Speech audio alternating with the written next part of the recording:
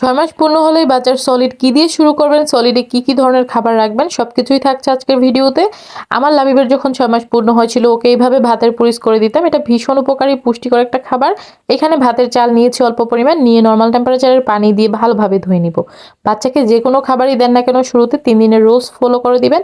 3 দিনের রোজ বলতে খাবারটা আপনি 3 দিন দিবেন। তারপর যদি সমস্যা না হয় আলহামদুলিল্লাহ, সমস্যা হলে স্কিপ করবেন। ভাতের চালটা আমি এখানে বসিয়ে দিচ্ছি, কোনো প্রকার লবণ এখানে ইউজ করবেন না। 1 বছরের আগে বাচ্চাদের খাবারে লবণ দিবেন না। ভাতটাকে একদমই নরম সফট ভাবে রান্না করে নেবেন। আর বাচ্চাদেরকে আপনারা হচ্ছে বিভিন্ন সবজি ফল এসবের পিউরি দিবেন প্রথম দিকে, মিক্স করে এইভাবে পুরিস দিতে পারেন। যেমন ভাতটার সাথে শুধু ডাল না, আপনি কুমড়া, আরেকদিন গাজর, অন্য একদিন ব্রকলি, অন্য একদিন হচ্ছে আপেল, এরকম করে করে দিবেন পুরিসগুলো, ঠিক আছে? তো দেখেন ভাতটা একদমই নরম সফট ভাবে নিয়েছি, আমি ম্যাশ করে নিয়েছি। চাইলে আপনি ব্লেন্ডারে ব্লেন্ড করে নিতে পারেন। অল্প পরিমাণে এখানে মুগ ডাল নিয়েছি, অবশ্যই মুগ ডাল নেবেন। মসুর ডালে কিন্তু গ্যাস হয় বাচ্চাদের।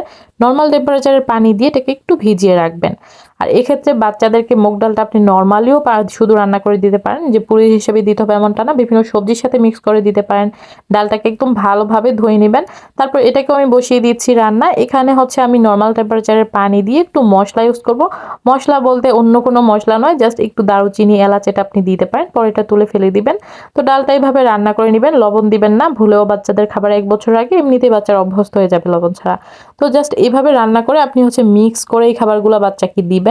প্লাস আপনি নর্মালি ডাল রান্না করে খাওয়াবেন বা ভাতের পুরিচ আলাদা করে দিবেন, একটু খেজুর মিক্স করে, কলা মিক্স করে, বিভিন্নভাবে বাচ্চাদেরকে বিভিন্ন সবজি ফলগুলো বিভিন্নভাবে দিবেন, ঠিক আছে? তো এইটা হচ্ছে ভাতের পুরিচ। অনেক আপুর আমাকে মেসেজ দিচ্ছেন যে কিভাবে পুরিচ রেডি করব। এভাবে রেডি করতে পারেন। ডালটা দিয়ে জাস্ট আপনি এটা মিক্স করে বাচ্চাকে খাইয়ে দিবেন, ভীষণ পুষ্টিকর। বাচ্চাকে সলিড প্রথম হিসেবে দিতে পারেন। অবশ্যই 3 দিনের রোজ মেনটেন করে দিবেন। বাচ্চার কোনো সমস্যা হলে, যে কোনো খাবারটাই সমস্যা হলে স্কিপ করবেন, সমস্যা না হলে আলহামদুলিল্লাহ পরবর্তীতে এটা আপনি কন্টিনিউ করতে পারেন।